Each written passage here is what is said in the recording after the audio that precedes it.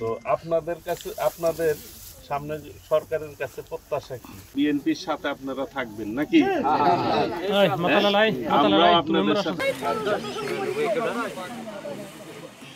আপনাদের যে সামনে কৃষি উপকরণ যেরকম সার বীজ কীটনাশক যখন সামনে আমরা দিব আল্লাহ দিলে বিএনপি যখন ক্ষমতায় আসবে তখন উপকরণ যেরকম সার বীজ কীটনাশক এটা একটা বান্ধব সরকার হিসাবে কিন্তু বিএনপি সবসময় কাজ করছে।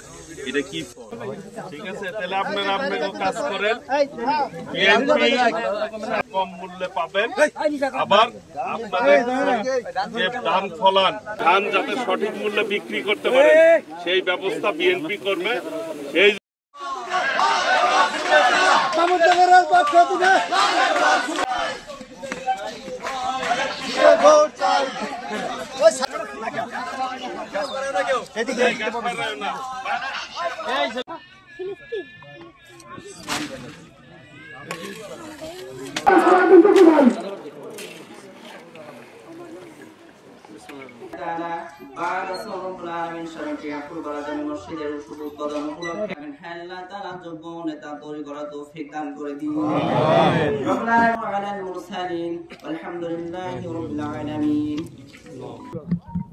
কৃষকদের সাথে কথা বলতে এসেছিলাম, ওনারা ধান কাটতেছিল, সেই ধান কাটা দেখার জন্য এসেছিলাম এবং কৃষকদের সাথে কথা বলতে এসেছিলাম। আগামী দিনে বিএনপি যদি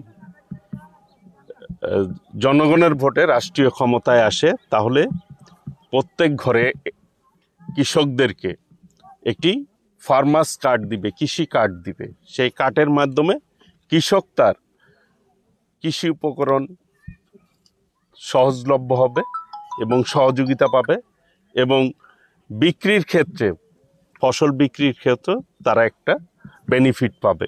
সেই ব্যাপারে বিএনপি একটি পদক্ষেপ নেবে এবং কৃষকরা আগামী দিনে এই দেশ নিয়ে কিভাবে চিন্তা করছে, তাদের প্রত্যাশা কি, সেই ব্যাপারেও তাদের সাথে কথা বললাম, মত বিনিময় করলাম।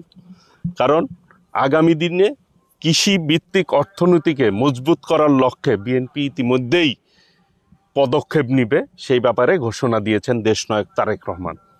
তো কৃষকদের সাথে মত বিনিময় করার জন্যই মূলত আমি মাঠে, তারা ধান কাটতেছিল, ওই ধান কাটা অবস্থায় তাদের সাথে মত বিনিময় করার জন্য এসেছিলাম।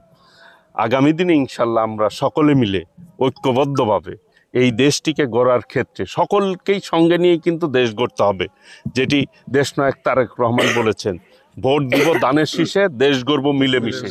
আমরা সকলকেই আগামী দিনে দেশ গড়ার ক্ষেত্রে আমরা ভূমিকা রাখতে চাই। সকলে মিলেই এই দেশটিকে আমরা এগিয়ে নিয়ে যাব। আমাদের একটি স্লোগান আছে, কৃষক বাঁচলে দেশ বাঁচবে, এবং 31 দফাতে কৃষির উপরে সবচাইতে বেশি জোর দেওয়া হয়েছে। আমাদের যে 31 দফা রয়েছে তার মধ্যে একটি দফা আছে কৃষকদেরকে নিয়ে। আগামী দিনে বিএনপি যদি আল্লাহ রহমতে জনগণের ভোটে নির্বাচিত হয় তখন এই কৃষকদেরকে ফার্মার্স কার্ড, কৃষি কার্ড দেওয়া হবে।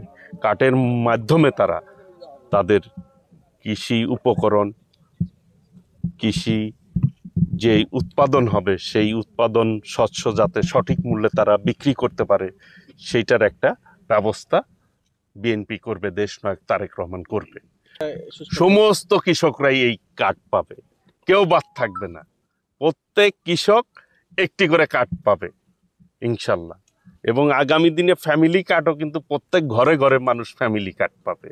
সেই জন্য আমি কৃষকদের সাথে, প্রান্তিক কৃষকদের সাথে মত বিনিময় করতে এসেছিলাম এবং ওনারা আশ্বস্ত করেছে ওনারা আমাদের পক্ষে থাকবে, আমরাও সুখে দুঃখে কৃষকের পক্ষে থাকবো ইনশাল্লাহ।